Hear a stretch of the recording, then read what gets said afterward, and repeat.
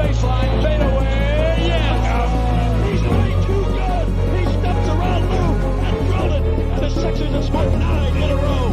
7 straight points by Iverson. Looked like he was there for the win. The Sixers by 4.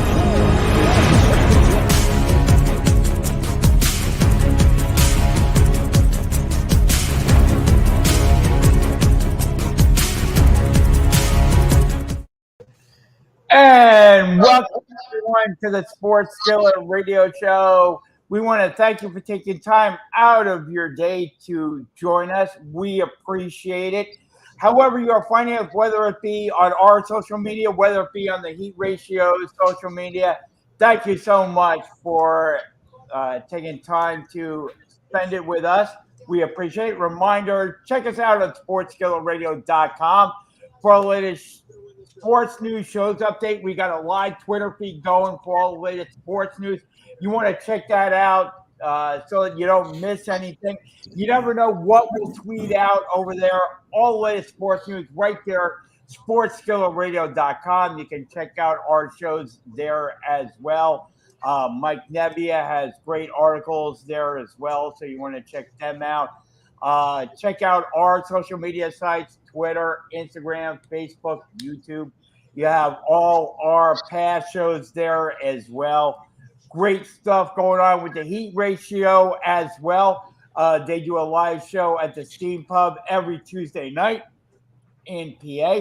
So you want to head over there. Great shows are on the Heat Ratio as well.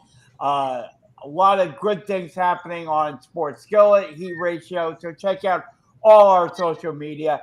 I am Jay. I'm joined this week by Mike Nebbia, my brother Jeff, and as always, we are grateful for the coach Shane McGowan to join us. Coach, can you let everybody know how they can find you on your social media? Yeah, you can reach me at mentaledgeperformance.ca. mental_edge_performance on all the social media. Woo, gentlemen, what a week of sports news. Wow. Oh, yeah, absolutely. Shane, let's start there.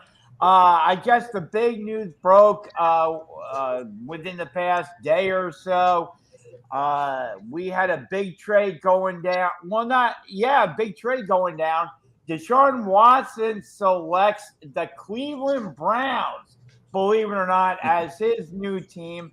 Of course, it was a two-pronged effect there. Not only did Deshaun Watson have to select the Cleveland Browns, but the Houston Texans had to select the Cleveland Browns as well because Deshaun Watson had to be traded to Cleveland. So compensation had to be worked out 2 ways. Number one, the Cleveland Browns had to offer the Houston Texans compensation to get Deshaun, and then Deshaun, with his no trade clause, had to select Cleveland. So both there was a two-pronged effect that had to go down. It looked as though Cleveland Browns were out of it, but then at the 12th hour, Cleveland comes up with a new contract for Deshaun Watson, fully guaranteed, every dollar in there. So Deshaun Watson gets this new contract with Cleveland. Coach, unbelievable, but Deshaun Watson will now be the starting quarterback of the Cleveland Browns, and that means that Baker Mayfield will soon be traded from Cleveland to a destination as of now unknown. So Deshaun Watson in, Baker Mayfield out, Coach. Yeah, well, you know what? Not much love going to Baker, that's for sure, out of that city. You know what I mean? That team is they didn't want to give him an extra extension off of, now he's going into his 5th year. So he's going into his last year of his contract.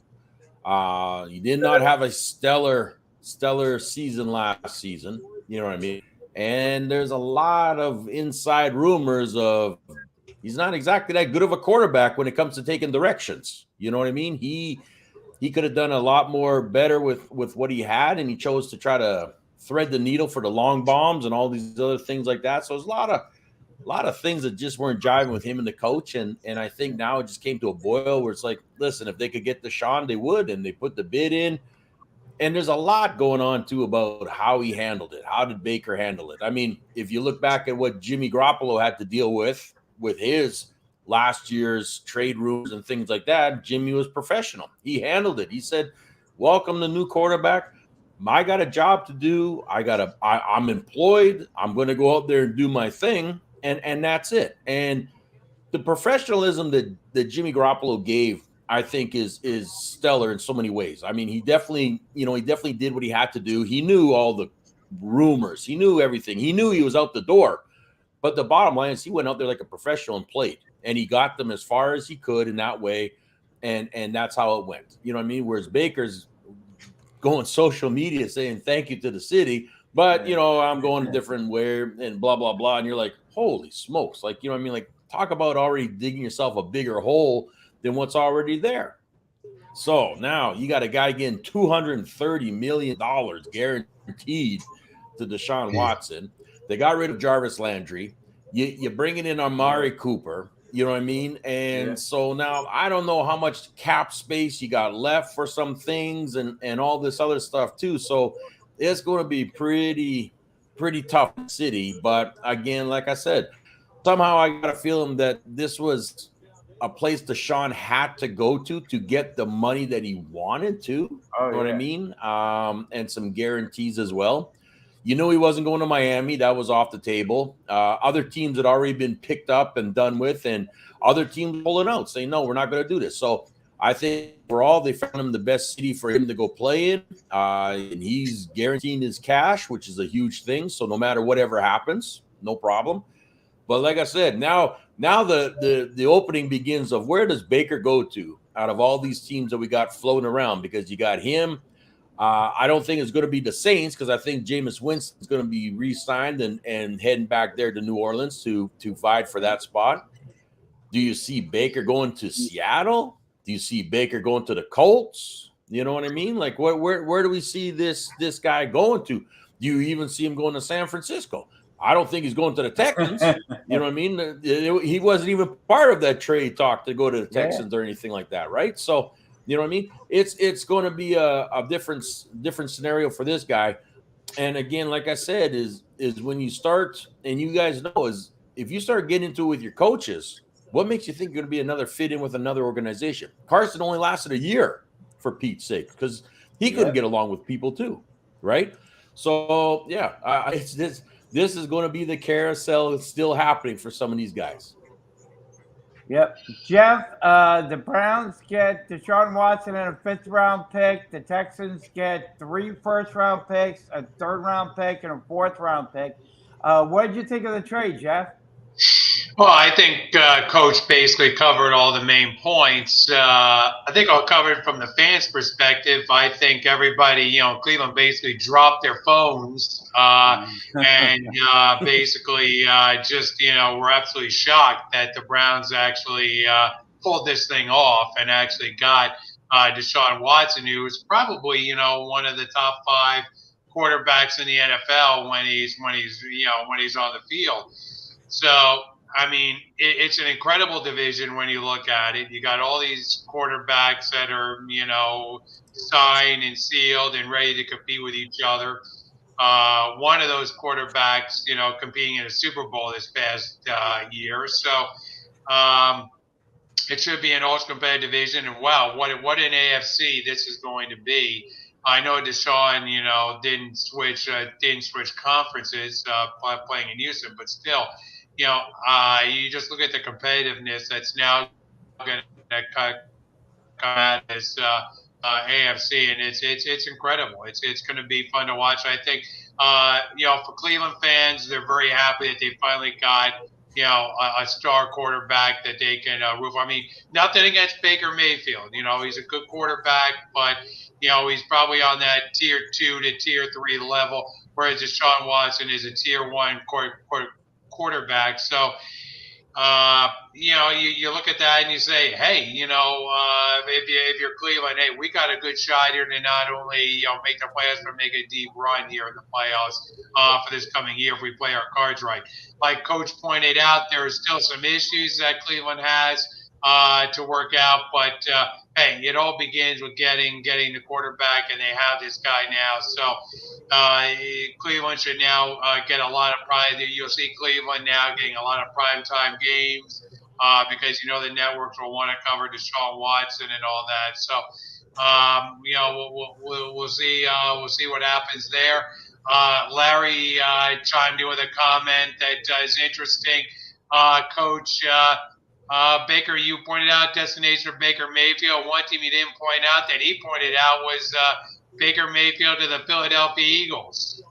I don't know about that, but I think that might be a stretch because I think the Eagles, are married to their quarterback, sort of like the 49ers are married to theirs. I'm not talking about Garoppolo. So, but we'll see where, like I said, you've got a lot of these tier 2, tier 3 quarterbacks on this carousel that still have to move around. A lot of the tier 1 guys are settled now, and we know where they're going, but you got a lot of these tier 2, tier 3 guys. Don't know where Garoppolo actually fits in to that scenario, because look, his playoffs have been atrocious from a numbers perspective. I mean, you can just look at his statistics, and he's dead last in playoff efficiency as far as a quarterback goes. So, and again, it's not like there's high demand for Garoppolo as much as you're seeing. But we'll see at the market now that you see now that the tier 1 guys are gone.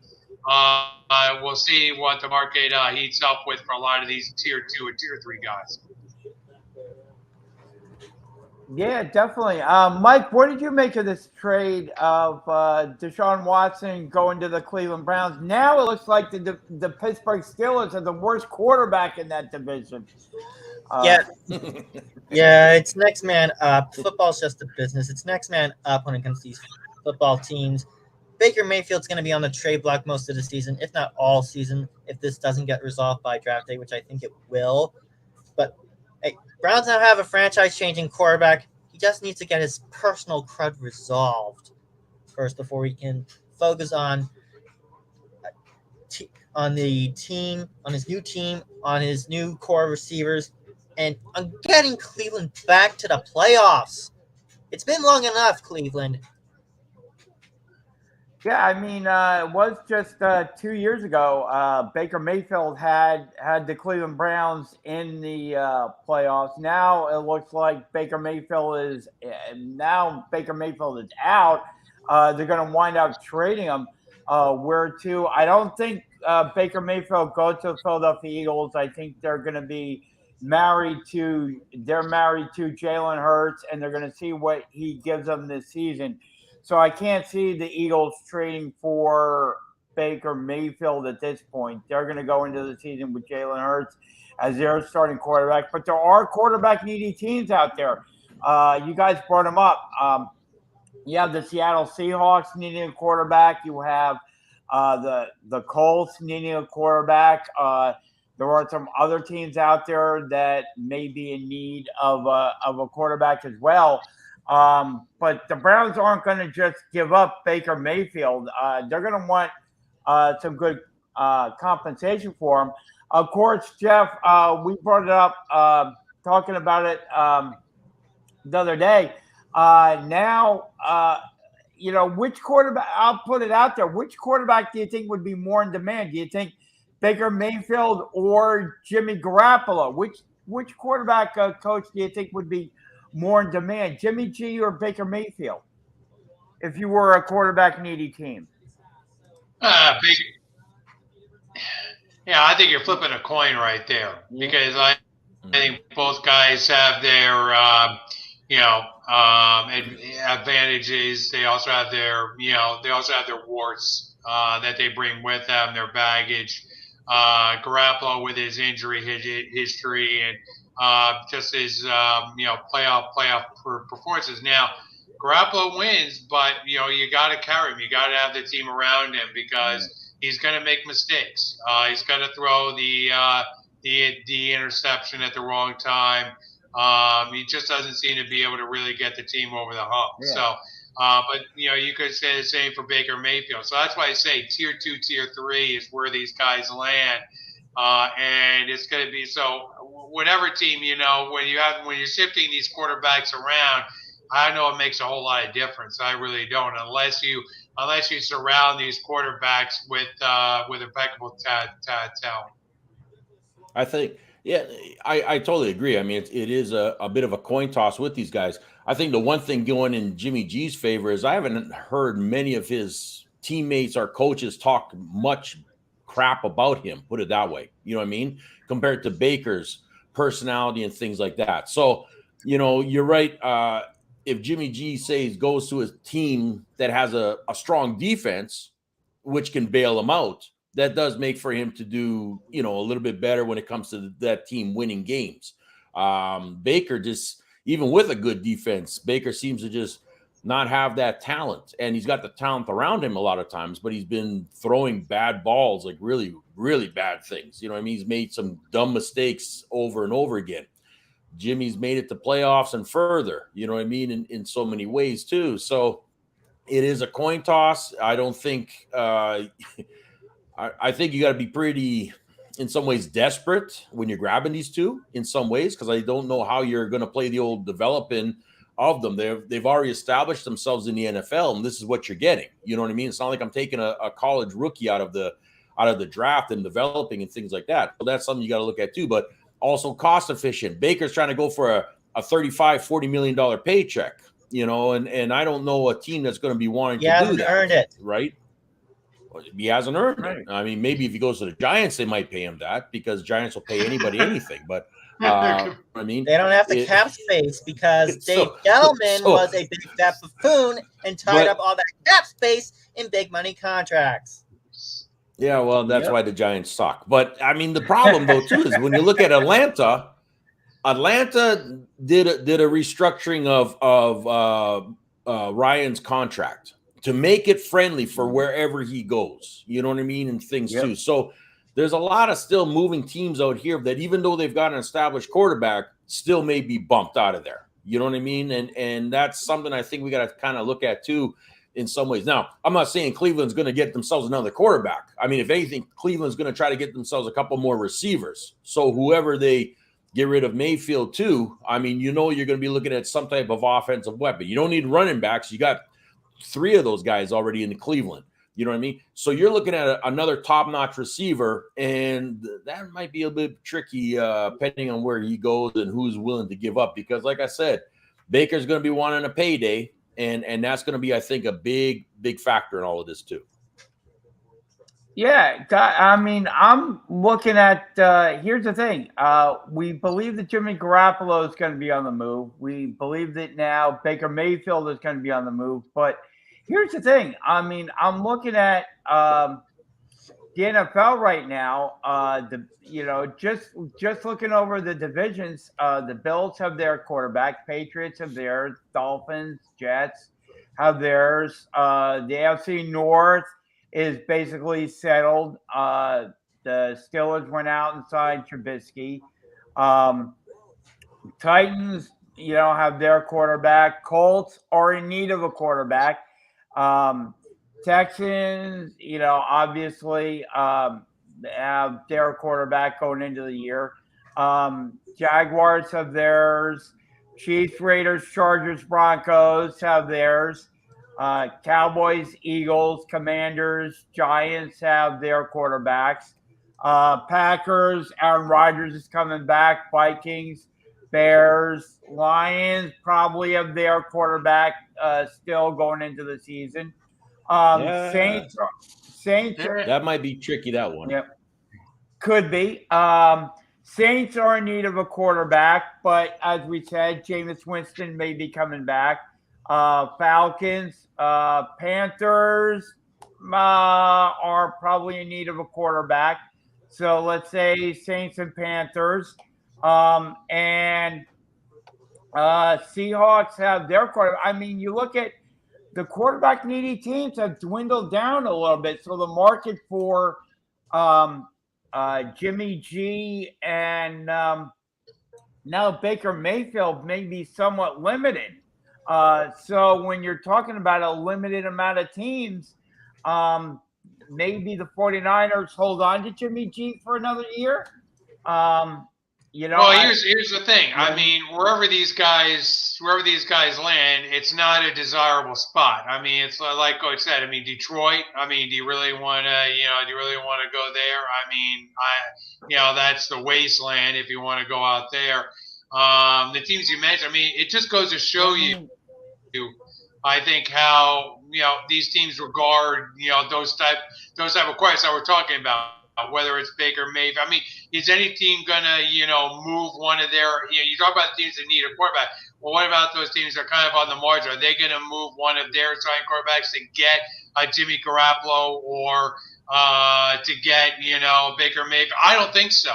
I would. I don't think that any one of the quarterbacks that's already on those teams is any better or any worse than Jimmy G or Baker Mayfield. So – I don't think you're getting a lot of improvement, is what I'm trying to say, out of trading for one of those quarterbacks. So at the end of the day, you're right. I mean, the 49ers may just be stuck, and we'll have to see. I mean, we'll have to see if these teams. Look, if the 49ers are really impassioned about getting rid of them, hey, they can, somebody will take them as a backup or, a third, fourth round pick, something like that. I mean, you're not going to get, to my opinion right now, the value for Jimmy Garoppolo has just gone way down. I mean, because this is, look, it's an analytical league. I mean, let's be honest. You have people who run the analytics. You have people who look at the statistics. We work at Amazon, Jay, and it's an analytical environment right now. I mean, that's what it is. It's all numbers. And if you're not putting up the numbers, you're gone. I mean, that's what it is. So, and Garoppolo, despite his win, you can look at his winning, but then the other side of the teeter-totter is his injury history and the fact of what he's done in the playoffs as far as actual quarterback play. And his quarterback play has been atrocious, to be kind. He is by far the worst starting quarterback that played in the playoffs this past year analytically. So you're not getting a guy who's going to pick you up and bring you to a ring. You're going to have to drag him. And Baker Mayfield's kind of in that same spot. I haven't seen enough of Baker Mayfield in the playoffs to make a sound judgment, but I just don't believe either one of these guys tilt the meter in terms of getting you over the hump and winning a Super Bowl. I have a feeling that you're going to see possibly Baker going to the Colts. Okay, I think Baker in some way is going to get to the Colts, and Garoppolo either going to a Seattle or a Carolina team. Yeah, but would the 49ers trade Garoppolo within the division, Jeff? Honestly, why not? I mean, if you're not scared, I mean, why would I be scared of Garoppolo? I mean, I would be. I'd want to play him twice here from the 49ers. Because they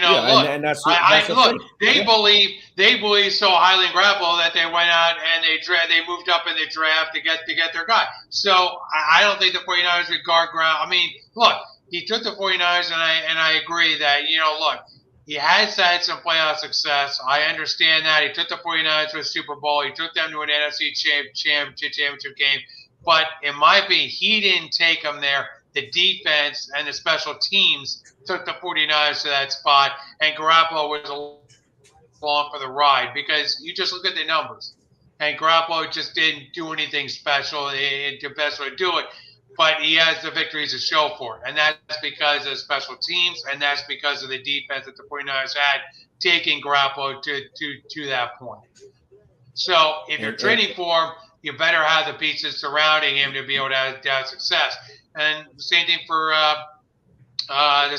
for Baker Mayfield. I just don't see how Seattle is going to try to do with Drew Luck as their quarterback. Yeah, you're right. I just don't see that happening. Yeah. So that's what I'm getting at is there's going to be some type of whether it be a 2-way, 3-way type of a deal or whatever you want to call it. I just don't see Seattle wanting to do that or put their team, especially after getting rid of Russell in that way, because that's just not going to sit well with those fans or anybody else like that. And I just don't see that team winning with a guy like Drew Luck. So that's what I'm saying. But Colts also, Baker is trying to get himself to Indianapolis, as he thinks that's the team that's going to also get him over the hump and get closer to a playoff. They do have a lot of talent and things like this too. And as for Garoppolo, whether he goes to, like I said, Seattle or Carolina, I think those are the two destination spots for him in that way, unless they work out something with Atlanta, you know what I mean? And as well, and swap off with Matt Ryan or something in that concept. But I think that's going to be it when it comes to how these QBs are going to be shuffled around. Either way, they're all going to get a home somewhere. Shane, I was thinking about this over the last few days, and I know the 49ers didn't have a whole lot of cap space, which is why the 49ers couldn't go out and get Deshaun Watson. But boy, I mean, if you look at the 49ers and you look at that organization, I think the 49ers blew it. I really do. I think, look, I mean, I don't know about the young quarterback. I don't know about Trey Lance. I wish I did. I wish I could say this guy is going to be a bona fide superstar in the league, which Shanahan needs him to be. I mean, look, Shanahan as well, as the management of the 49ers, Lynch and so forth, they've mortgaged their futures on Lance. And I'm just not sold on him. And, if the 49ers had a little more, in the way of cap space, I can't imagine Deshaun Watson not wanting to play, in that spot, because that would have been an ideal spot for Deshaun Watson to be in San Francisco, to be quite honest, because that's a team that you put Deshaun Watson, the 49ers, they're not winning one Super Bowl, they're winning multiple Super Bowls. With that team, the way it's put together right now. I don't disagree. Same thing as with the Aaron Rodgers. I mean, if Aaron would have signed with 49ers, if they, again, it's a cap space, it's a money thing. You know what I mean? There's no question about it. Aaron would have won them multiple Super Bowls too, I believe. They got that team, but they are that one ingredient away from winning consistently of Super Bowl, contending for Super Bowls, everything like that. And it was at that quarterback position. Yeah. I think they're well coached. I think they've got the talent on both sides of the field, and even playing through injuries and things like that, that team stuck around and did what they had to do. Great speed all around, but they were that one ingredient away. And like I said, Deshaun Watson would have made a huge difference. Aaron Rodgers would have made a huge difference. Tom Brady would have made a huge difference. All those guys. Let's put it on the table. Can you imagine Deshaun Watson to Debo? I mean, can you imagine those two? Can you imagine that force on the field together? Can you imagine those two? You could not game plan against those two players. You could not game plan against those two players. I mean, it would be impossible. And then add some of the pieces that are already in place. I mean, it would be. And you look at the creativeness that Shanahan brings to it and what he does. I mean, it would be impossible for any defensive coordinator to game plan against the 49ers in that spot. I mean, good luck. But in this case, look, they got Trey Lance. This is a guy they're married to, and this is a guy they're going to go. This is a guy they're going to go to battle with against the division, against the Rams in particular. And we're just going to have to, because so a certain guy just signed an extension, so we know that, hey, the Rams are here to stay at this point. So here you go. You got the world champions in your division right now. So, the 49ers have to compete with them. Just like back in the day, back in the Harbaugh days, they had to contend with Seattle. Now the 49ers are having to contend with the Rams, and they're just that much short. Of the position. And like the Harbaugh years, and I complained about in the Harbaugh years, they were a quarterback short, at that time. I didn't think they had the quarterback to get over the hump then. And yet, yes, their quarterback during the Harbaugh years did in fact take the 49ers to championship games, did in fact take the 49ers to a Super Bowl, but at the same time he didn't win it. So that's been the problem with the 49ers throughout this is they've never addressed, since Steve Young retired, they have not been able to address that quarterback position and get that position settled. Yeah, this is true. And as you said, Jeff, Matthew Stafford got a new deal with the Rams. Congratulations to him. Enjoy his billions. Yeah, so he got a new deal with the Rams, so he's not going anywhere. But now you have who knows, who's going to be the quarterback with Seattle. You have Trey Lance with the 49ers.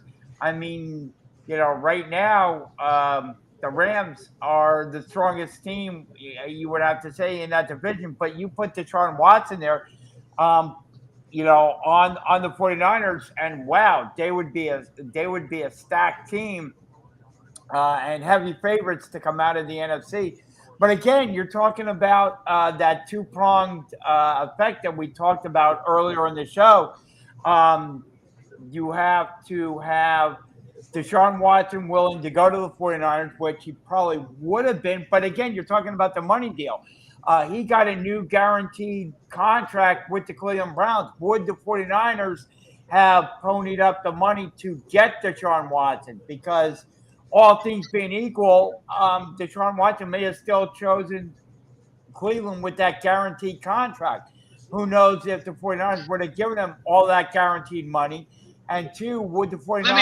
Let me ask Coach this question. Coach, if you put Cleveland up against the 49ers and you're Deshaun Watson, and let's say the 49ers did have the money, to pay Deshaun Watson, are you serious that you would choose Cleveland over San Francisco at this point, at this stage of winning and so forth? Yeah, no, I'm going the 49ers. I mean, there's no question about that and stuff. I even would have went to the 49ers if we could have even somehow worked out partially of how this payments could have went. You know what I mean? And certain things like that. But I think San Fran is just, like you said, that cap is just way too much that they couldn't even throw a number out to them. You know what I mean? Yeah. Which is too bad. But again, look at what you did. You want to call it bad managing, bad whatever, bad contracts, etc. I mean, this is what happens. It catches up to you in certain ways. Now, when you get an opportunity, you can't get it because of that, right? So, I mean, it's right now, this is where they are, and they've got to rely on what they've got, and that's it. So, it is too bad. And if you're Deshaun Watson, you're saying, look, as much as I want a championship, I also want my guaranteed cash, and it's simple as that. So, yeah, it's a tough break in that way for the 49ers, and Deshaun paying getting big money from Cleveland. But like I said, that division's always going to be tough. There's no question about that. Except with Seattle now, until they get themselves a bona fide quarterback that can lead them too. But like I said, if we want to talk about a division that's tough, I'm going to talk about my division. That division is tough. That division is going to be a grind. It's going to be a nightmare. And I'm just knocking on wood and thank good Lord that I got Devontae Adams there now. Because like I said, I needed somebody out there as another deep threat receiver. So kudos to that. And then they're already doing their extension talks with Derek Carr as well. So it looks like they're going to try to keep him around for a little bit too. But boy, I'll tell you, every game is going to matter in that division with these guys. And that AFC is just loaded with QBs. Oh, not only that, but they also got a new wide receiver for the Kansas City Chiefs, Juju Smith-Schuster, signing with going from Pittsburgh to KC, and will now catch passes from Patrick Mahomes, Coach. Counterpoint, Coach. Point counterpoint. You go out and get Devontae Adams, the Chiefs go out and get Juju. Smith-Schuster. Yep. I guess the only thing is, will Juju be as healthy for them, and what he was for the Steelers earlier and things too. Now you put a bit of a damper, though, in some of those other guys, though, because, I mean, Hardman played quite well. Robinson played quite well, too. So, I mean, where does that put those guys on a depth chart? Are they now looking and saying, hey, move me and put me out there somewhere else? So there's going to be some unhappy guys when it comes to that roster rotation in that way, too. And are they going to be looking to be moved as well? And they've got some friendly contracts, those guys, too. So I still think, like I said, we're going to see some moving and shaking happen amongst all these teams that need people. and everything like this, and they got great speed, great talents themselves. But that division, Chargers, I mean, they upped their game by signing Khalil Mack as well. And the way their offense, they got Williams coming back as the Chargers receivers, and Denver's doing their thing to stay in this and make sure that they kept all their guys and brought in a top-notch quarterback. And oh man, I mean, it's gonna be a must-see TV watching these games. There's no question about that, and I'm very thrilled about it. But on the edge, you're going to be sitting on the edge of your seat hoping that your team's the one that wins it because, like I said, every point is going to matter. And, Mike, the New York Giants get into the quarterback derby. They got their backup quarterback, Tyrod Taylor, coming in to back up Daniel Jones this past week. Just make sure he doesn't get a needle. Just make sure he doesn't get a needle. Yeah. That's right. Watch out for that. So, Mike, what did you think of the timing of Tyrod Taylor to come in and back up Daniel Jones? Much needed competition for Daniel Jones to try and push him to be a better quarterback, although it might be too late for Jones because the Giants might not tender him that fifth-year option. No. So, quarterback class in this draft, I'm not liking it. And there is no quarterbacks in this draft. Exactly. This draft's an O-line and D-line and cornerbacks and everything. There's no QBs that are going to be going. Like, it's going to be very, very – it's draft and develop. Yeah. And they're a team that just, you know what I mean? Like, if you need somebody to start, there's no quarterbacks that are going to start for you. Yeah, I'm looking more towards that 2023 draft for potential starters to replace Daniel Jones because right now Jones has not proved to me that he can be Eli Manning's successor. He's just too inconsistent. I thought he would come into his own by now. He just hasn't. No, and I think I actually think it was a good signing by the Giants because if they needed, Tyrod Taylor can be that bridge kind of quarterback. If Daniel Jones gets hurt again this year, doesn't pan out, you can go to Tyrod Taylor for the last month of the season or last couple of weeks, maybe be that bridge quarterback so that they can go out and sign somebody for, in the 2023 NFL draft or look in the 2023 free agent market, something like that, to replace Daniel Jones. But Daniel Jones is going to definitely be on the hot seat this year, Mike, as far as their starting quarterback goes. He's going to have to put up or shut up. They have a new GM in place. They have a new head coach in place. They're not going to be going anywhere for the forthcoming future. So Daniel Jones, with the new head coach, new GM in place, has to put up or shut up this year, or else Daniel Jones is going to be given the heave-ho, and they'll go to Tyrod Taylor, I think, for the last maybe month or a couple of weeks of the season if Daniel Jones gets hurt, and he'll be maybe a backup if he doesn't pan out this season. But Daniel Jones is going to be going into the season as the Giants starting quarterback. Tyrod Taylor is a backup, maybe pushing him just a little bit, like you said.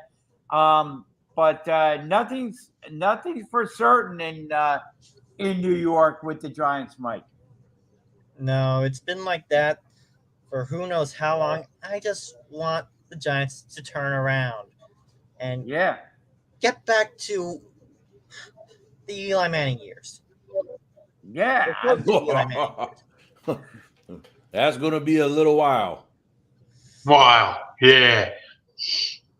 Yeah, you got to look and say in the next few years what quarterbacks are A, coming out of the draft, B, it's not going to be somebody that's going to be an Eli Manning type of caliber or anything like this. But never mind, you're going to have to develop them too. So you're now looking at 5-7 years before you get that type of production. If anything, you're going to be looking right now and saying, hey, I need a starting quarterback who's been in the league already that knows how to throw the damn ball, and I got to have the talent around him to catch it too. So I would expect that New York is going to be looking the next year or two when they do free up some salary cap to get themselves already an established quarterback in the league.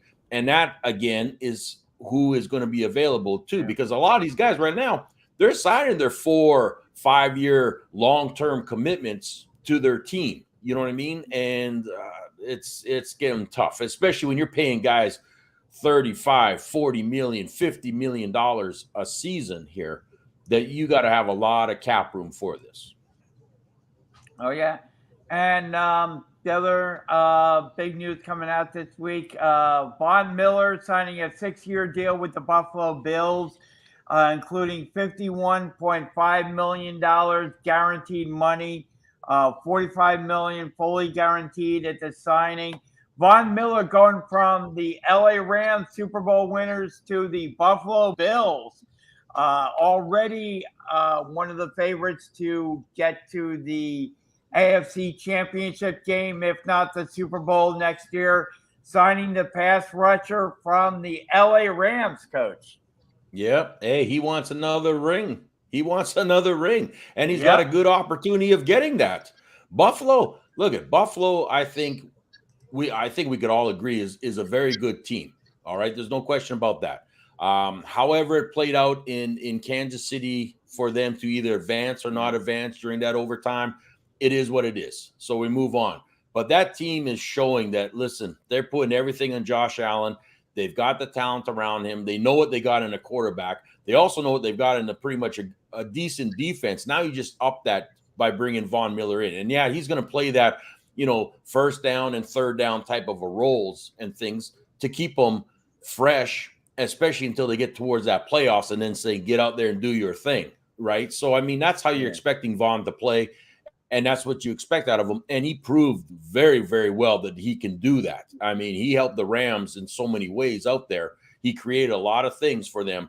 So I think it was a good move. It's a lot of money, but I mean, this is what you got to do if you want the guys. And they realize that. And so, like I said, I'm expecting Von to get himself another ring. I'm expecting Buffalo this time around, they are going to make some noise and get themselves into that Super Bowl contention.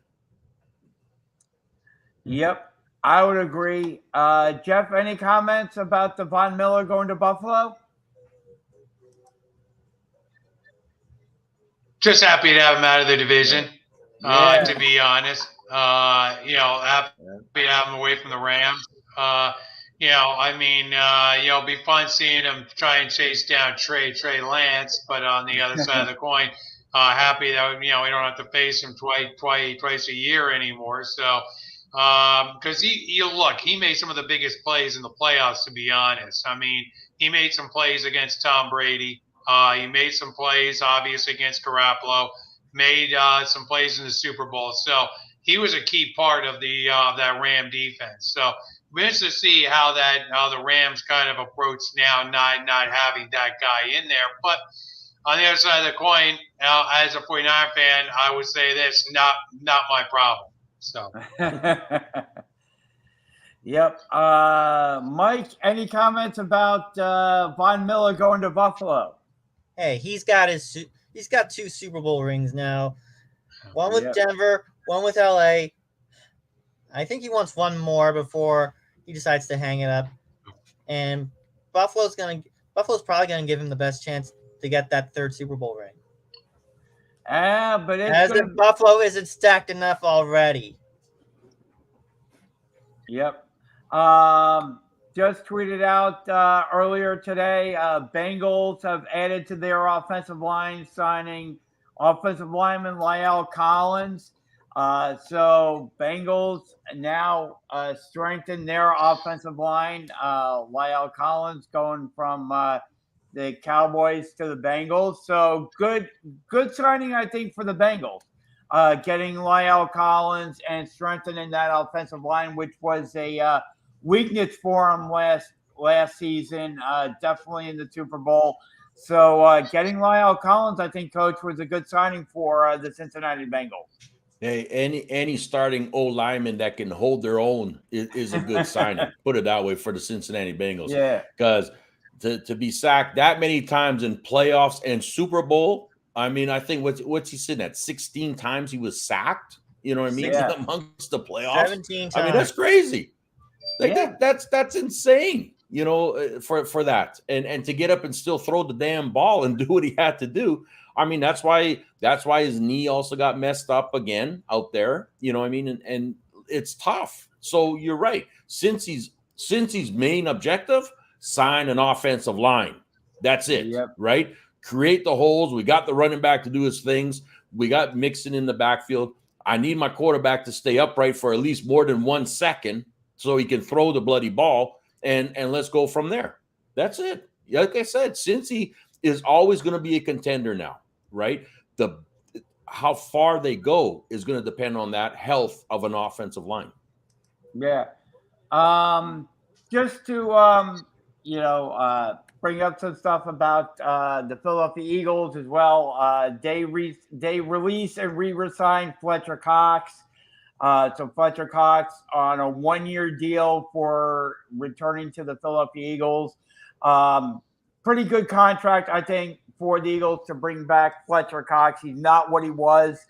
You're not going to get the 2017 Fletcher Cox. He's not the athlete that he was years ago, but based upon the defensive linemen that were currently out there, I think, better to bring back Fletcher Cox on a 1-year deal than not have Fletcher Cox out there. Yeah. Let me ask you that one, because this was something brought up earlier in the week too about that. Yeah. You got how many picks in the first round, right? 3. Okay. You're going to tell me that you can't get yourself a strong D lineman out of there? Oh, definitely. I believe they definitely. So why then would we want to waste? Why would we want to waste the money for Cox in this way when we could do it for someone else coming in? And that's like I said, is this now becoming, again, your organization is that same thing that gave Carson Wentz that same, oh, he's with us, we're going to pat him on the back, we're going to help carry him and all this stuff. Now you're doing the same thing with Fletcher Cox. Now you're going to, you know what I mean? It's a business, and you got to know when to cut the ties to bring in the better of it. And to me, I think that was a bad signing. I don't care how long Fletcher Cox has been there. I don't care how much the city loves him and stuff. You're not winning with Fletcher Cox, but you may win when you bring in a young man from Alabama who can do twice as much than Fletcher can. This is what I'm saying. This is the type of stuff that Philly's got to get out of their heads and out of their mindsets when it comes to this. And I think I would have thought they learned their lesson with the whole Carson Wentz signing extension and all that other stuff back then, but they haven't. So to me, I don't think it was a very good signing in that way. I think it's a charity case more than anything. Well, I think based upon the contract that he had going into the season, I think they were overpaying him. Now, well, of course.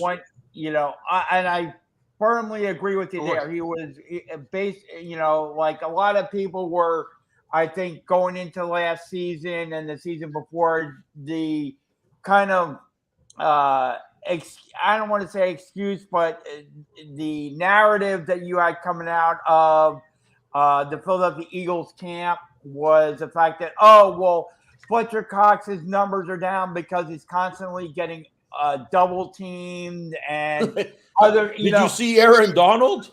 Yeah, no, that's where triple teamed, and he still got sacks. Yeah, I mean that's where I was saying. That's where I agree with you, Coach. Is the fact that if people were looking at the game day tape, the media and people were looking at the game day tape, and they found out that Fletcher Cox was not getting double teamed anymore, and people were leaning more towards other members of the D line and were double teaming them, and were leaving Fletcher Cox, just getting blocked 1-on-1, and he was not getting there. So the contract was bloated based upon the numbers that he was putting up, and the fact that he was no longer getting double teamed. The contract was bloated, so they had no choice but to cut bait with him and say, then why bring him back?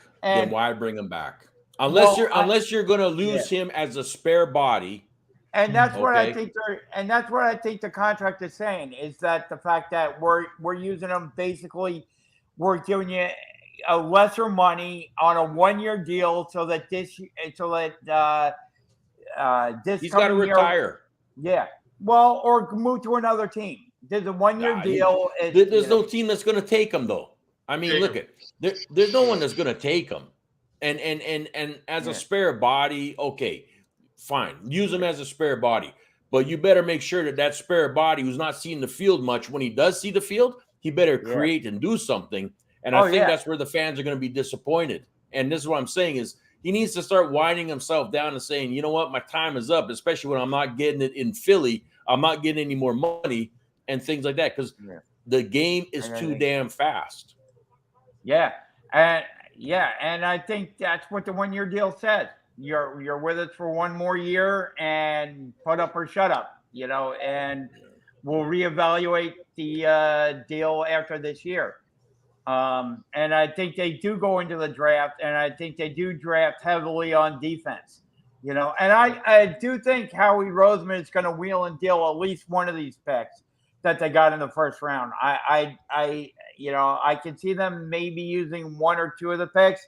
And I think one of the picks he's going to wheel and deal maybe for 2023. Or move up and down the draft board. I don't think the Eagles are going to, use those 3 picks right where they are. I think Howie Roseman is going to be wheeling and dealing come the 2022 NFL draft. I don't think the Eagles stay where they are.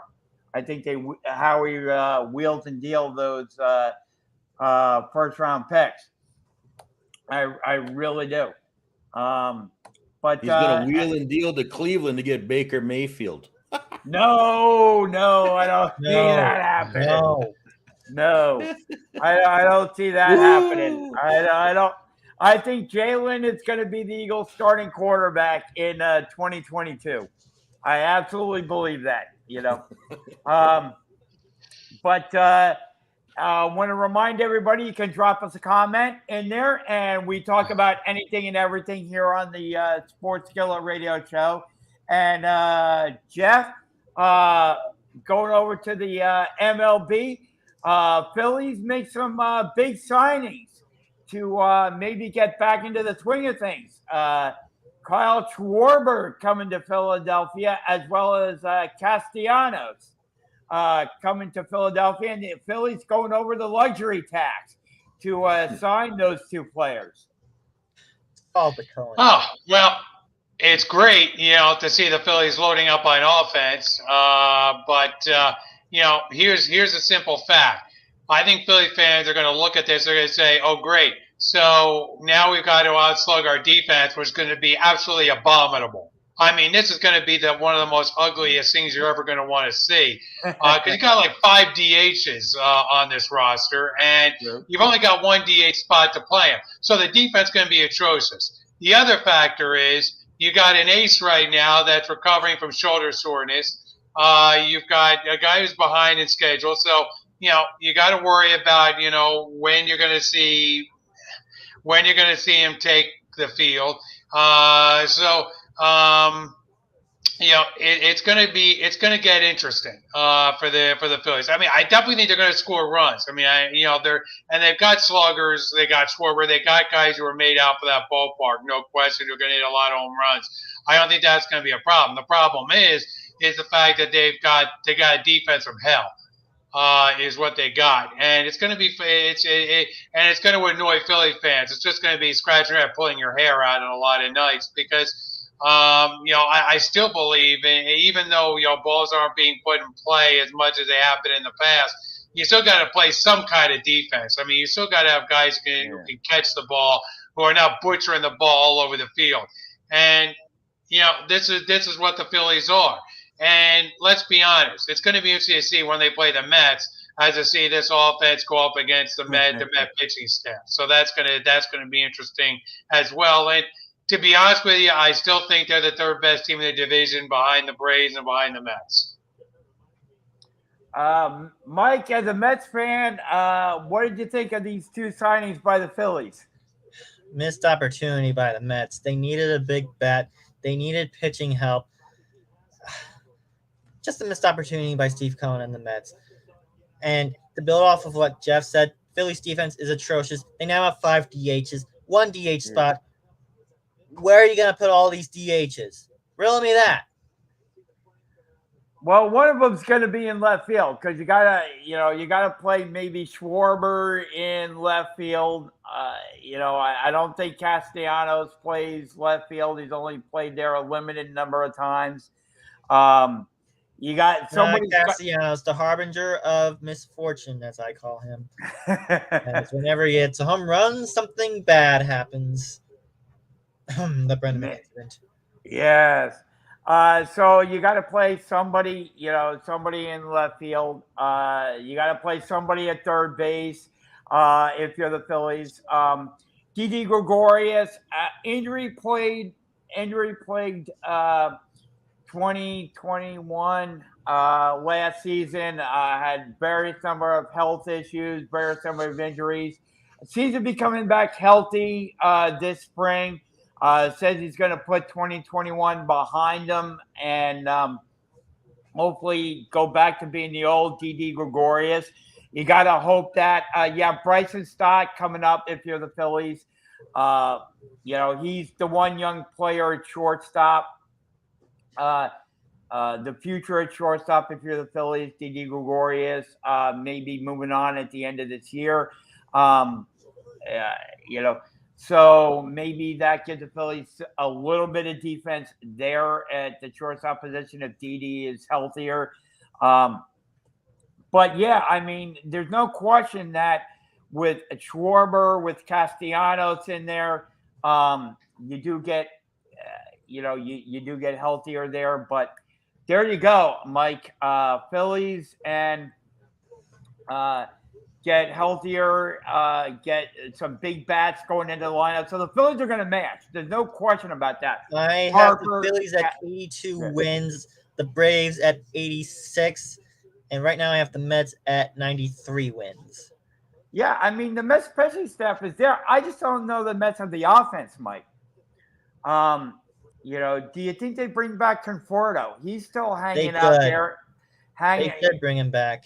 You do have, so you do have Conforto still hanging out there as that big matzo ball still, as a Seinfeld reference. You still have, I've not seen Seinfeld in a while. Please, no spoilers. So, you still have Conforto hanging out there. If you're the Mets, you could bring him back, I guess.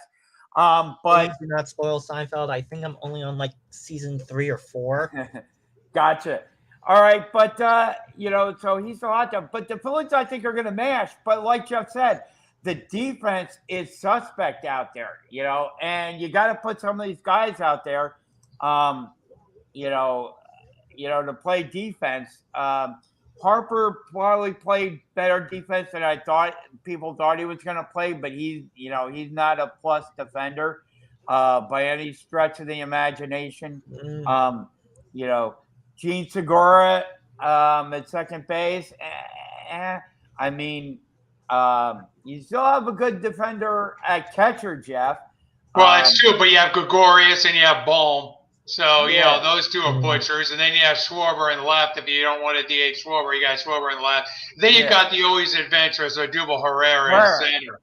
So this team is just a butchering team. I mean, what the Phillies did is they mortgaged they doubled down on their offense. I mean, that's what they did. They doubled down on their offense. They said, hey, we're going to win games 10 to 8. We're going to win games 11 to 9. I mean, that's what we're going to do because that's just what this team is going to give up. I mean, because the bullpen is average to below average at best. It's going to be ugly out there. It really is, and that's why I think they're still the third best team in their division. I honestly do. I think this gets them closer. And look, you add enough teams to playoffs, and eventually the Phillies will be able to make it. I mean, that's what it is. Baseball keeps adding teams to the playoffs, and eventually the Phillies can say, hey, we're a playoff team. Hey, we can advertise. We made the playoffs. Yay, and all that. So, But only to run into the Mets. Right. I don't know. It's going to be interesting. Like you said, Jeff, I think it's going to be interesting between the Phillies and the Mets this year. The Mets have the pitching staff, I think, but the Phillies have the offense. So it'll be interesting to see, those two teams when they go head to head, what ends up happening. As far as can the Mets pitching staff slow down the Phillies offense? That's what it's going to come down to. Which team, comes out on top between those two. Because I don't think the Mets have the offense that the Phillies do, but I don't think the Phillies have quite the pitching staff, that the Mets do. So that's going to be fun watching those two teams go head to head, and to see if the Phillies have enough offense to overcome some of these pitching staff. And, if the pitching staff is average, I think the Phillies offense can overcome an average pitching staff. But, if the pitching staff is stronger like the Mets do, especially with some of the Mets starters, we'll see if the Mets pitching staff can slow down the Phillies offense. That'll be fun to watch, I think. And Mets got a powerful 1-2 punch in DeGrom and Scherzer. Actually, they got a powerful 1-2-3 with the pitcher they got from Oakland. I mean, so that's going to be fun to watch. So, the Mets have a deep rotation. Braves have a very good rotation as well. Don't underestimate the Braves rotation when you look at it. And, it's going to be a very interesting division to watch. There's no question about it. And the Phillies had to make these moves based on the fact of what the Mets were doing and what the Braves were doing. So, they had to try and keep pace. I mean, that's just the price of playing in this division right now is the fact that they had to go over the luxury tax to compete. That's really the state of where they are. Yep. They're up against the multi-billionaire and Steve Cohen. So right.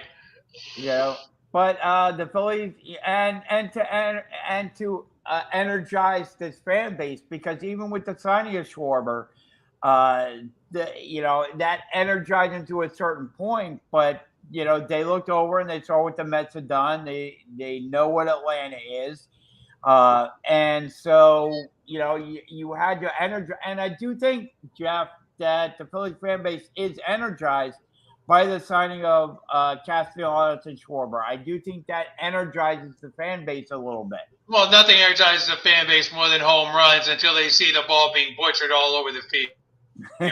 And then you'll start seeing boos, and then you'll start seeing that kind of thing happen. So just wait until the defense gets into the act, because it's fun when you look at the offensive numbers and you look at that until you put the defense on the field and you suddenly realize that you can't catch the ball in a lot of these positions. So yeah, that's true. I'm not going to argue. I can't argue. For those who say the Philly defense is horrible, it was kind of bad last year, and they didn't. And it's going to be worse this year. Yeah, but the offense will be a lot better. So we'll. But you have Wheeler who's coming up. But look, if you don't have Wheeler healthy, you can forget about it. And right now, that's an issue. So he threw a bullpen today. Okay, good. Okay, he's on a path. But Wheeler right now is recovering.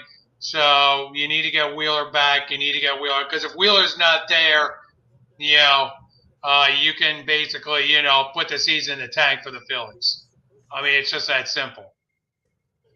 I agree with you there. And he pitched, and Mike will tell you, this guy pitched a lot of innings last year. Wheeler pitched a lot of innings coming off of, coming over to the Phillies, and he pitched a ton of innings. I'd be a little concerned if I were Philly fans at this point about Wheeler. Yeah, I mean, you gotta have Wheeler. I mean, he is definitely key to the Phillies pitching staff. Zach Eflin, also a key, I think, to the Phillies pitching staff. He's coming off, knee injury going into the season. Kyle Gibson, I thought, pitched okay as, a number 4, number 5 starter for the Phillies. Aaron Nola needs to rebound as well. He's a key pitcher for the Phillies pitching staff as well. Going into the season, so Here's how I see it. You need to have the guys who came up out of the farm system. I'm talking about the three guys in particular. I'm talking about Aaron Nola. I'm talking about Alec Baum, and I'm talking about the first baseman. These guys came up. Hoskins. These guys need those three guys. Reese Hoskins, Aaron Nola, Alec Baum. They're really the key. They're really the key to the Phillies. And whether or not they're actually going to contend for this division or not, because those guys have to play like people expect them to play coming out of the minors. And Nola's been inconsistent. He's had throughout the season, he's had his ups, he's had his downs. Alec Baum has been just an atrocious third baseman, to be kind, defensively. And Hoskins has been hurt, and he's been okay as a first baseman. I'm not taking anything away from Hoskins, but these guys have to step up and play better than what they've shown so far as being in the majors. Yeah, Alec Baum definitely needs to upgrade it. Upgrade his play at third base defensively. Offensively, I think he can. I think a lot of what happened to him last year. I think his defensive play affected him offensively. But I think he could be a good hitter offensively, and he won't have a lot of pressure on him this year to with the additions that the Phillies made. He won't have a lot of pressure on him offensively, so I think he can relax a little bit. And I think it's hitting, because when he first came up, he did show that he can hit. So I think him being relaxed. Well, everybody shows when they first come up that they can hit until they get a scouting report, and then you get that scouting report, and all of a sudden they have to adjust back. And Alec Baum hasn't proved yet that he can adjust back. He needs to show that. Aaron Nola may be the biggest culprit here in the fact that he needs to be consistent. He needs to pitch consistently as a number 2 guy. And to start the season, he's going to be the number 1 right now until Wheeler returns to the rotation. There's going to be a lot of weight on his shoulders, no question about it. And I think too, kind of flying under the radar with the Phillies is Ranger Suarez. He had some visa issues, so he arrived in camp late. So he's got to kind of catch up, and Judge Rorty has to kind of see where he's at. But Ranger Suarez proved last year that he is a valuable member of the Phillies pitching staff, pitching both as a closer of the Phillies and then moving into the starting rotation. I think the quicker they get Ranger Suarez, and he's healthy. He has no issues at all. He just has to get innings under his belt. But he could be a number 2. The way he pitched last year, he could be a number 2 behind Zach Wheeler and push Aaron Nola to the number 3, the way he pitched last season. I love Ranger Suarez. If he can handle the innings, Ranger Suarez is a key member to that pitching staff. He could push Aaron Nola to the number 3 the way he pitched last season. He just has to get pitching again and, get some innings under his belt. I love Ranger Suarez. He could be the number 2 heading into the season, Jeff. I love the way possible. Ranger Suarez. It's possible. I love the way Ranger pitched last year. So, he could put Zach Wheeler to them. I mean, the Phillies could have a decent rotation once they get these guys healthy and pitching the way that they're capable of. They could have a decent starting rotation. If Zach Eflin comes back healthy, Aaron Nola rebounds, and Zach Wheeler, gets up to speed. Kyle Gibson could be the number 5, which is a decent number 5 starter. As far as the pitching staff goes. But again, that bullpen is certainly going to be an issue, especially with some of these guys coming in there. Corey Nabel, I guess, is going to be the closer heading into the season for the Philadelphia Phillies at this point.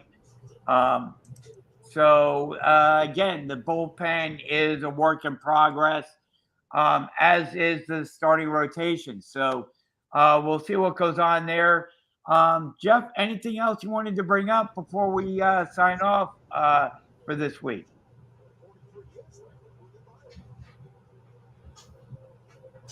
What's going Jeff? on? Oh no, Jeff is muted. Jeff, are you there? He's apparently. Yeah, I'm here. I say, not really. I don't have anything to really add. So, Mike, Go your Duke. NASCAR. Yes, Mike, your NASCAR update. Okay, we got 12 to go in Atlanta, and Bubba Wallace just took the lead, searching for his first career intermediate track win. He leads from Ryan Blaney, William Byron, Ross Chastain, and Eric Jones, with hometown hero Chase Elliott running sixth as we come to 11 to go. So I'm watching the finish of this Atlanta race, and it's been nothing but chaos with the reconfigured Atlanta Motor Speedway. We're now up to 28 cars that have been involved in some sort of accident. Wow. So, Mike, who do you predict is going to come out on top in this one? Based upon who's My left. fantasy pick was Kevin Harvick, but he got wrecked out early, so I'm going to pick William Byron for this. William Byron coming out. Mike, what do we got going on next week? Next week, it is the diabolical 20-turn, 3.5-mile road course Circuit of the Americas in Austin, Texas. Now, that track was built for Formula One and their United States Grand Prix, but it's hosted IndyCar, and last year it got its first taste of NASCAR action. Chase Elliott won in the rain last year, and I think he'll do it again under much nicer conditions. There you go. Before You put Chase Elliott on a road course, and he will work magic, just like his dad did. There you go. So before we sign off, thoughts, prayers, and condolences are with the family and friends of John Clayton, who passed away. The professor, John Clayton, just passed away. So our thoughts, prayers, and condolences are with family and friends of John Clayton, one of the best sportscasters around, and he will be missed. Loved listening to and getting reports from John Clayton, and was a little surprising that he passed away. But A month before the draft. Yes, exactly. Yes. He will I be don't think the missed. cause this of death year. has been officially confirmed or revealed. No, I don't believe it has. Unfortunately, I believe he was 67. around there, I think. I think I've already ruled out any cardiac issues, so I'm drawing a blank on cause of death here for John Clayton. Yeah, I don't think his cause of death has been revealed. One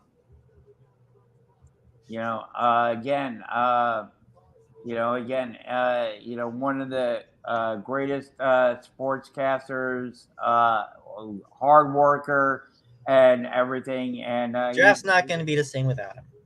It won't be, absolutely. So again, thoughts, prayers, and condolences are with John Clayton. As far as pro wrestling goes, we are counting down the days towards WrestleMania. We had a nice little confrontation, if you want to call it that, between Brock Lesnar and Roman Reigns on this week's SmackDown. It's funny. The door got ripped off of Roman Reigns' SUV, and Brock Lesnar brought it to the ring. I don't think that was expected. I think Lesnar just grabbed the hold of the door, and as Reigns and company were speeding away out of the arena, the door ripped off of the SUV. But that was again a must-see moment from this week's SmackDown, and we again are heading into getting that much closer to WrestleMania weekend, and things are ramping up all over the WWE. Again, if you want to drop us your thoughts about your predictions as far as WrestleMania goes, things are heating up over at AEW as well. Thunder Rosa wins in an excellent match, wins the Women's World title from Dr. Britt Baker, DMD. Again, an epic steel cage match. You got to go in and watch that one. I loved watching that one. Both women laid it all on the line. Thumbtacks came into play. Chairs came into play. They lit that steel cage match up in the main event. Thunder Rosa, again, new women's world champion. I love to see it. Now they go forward, and I think that's a tremendous thing. Love seeing that. And again, anything AEW, WWE you wanna discuss, talk about your thoughts, just drop them in the comment section, and because we discuss everything here on the Sports Skillet Radio Show. Mike, Jeff, any final words before we sign off? Race just ended. William Byron wins at Atlanta. First winner on the new configuration. There you go. Surprising, Mike, that he won, or not so surprising? Kind of surprising because he normally doesn't do well in the 1.5 mile ovals. All right. And big wreck to end the race. Justin Haley, one of the cars involved, as well as Bubba Wallace, who had a very good run going. All right. So congratulations. And Jeff, any final words? No, Yep. it's just go Duke. All right. Thank you for everybody for taking time to join us. Again, you can drop comments here. We will read them. We will get to them on our show. Anything you would like to see us talk about, it's right here. Again, check out sportskilletradio.com. Head over there. We got our live Twitter feed. You never know what we'll be tweeting out, so you want to constantly check up on there for your latest sports news. Great pieces by Mike. Past shows are right there for you to watch. Check out our social media sites as well. Twitter, Instagram, Facebook, YouTube. Check out the Heat Ratio. We want to thank them for hosting us. And again, come out to the Steam Pub every Tuesday night. Live show there. Meet the guys. And again, Heat Ratio, sportskilleratio.com. We will be back here again next week. And have a great week, everybody. And we'll see you right back here again next week.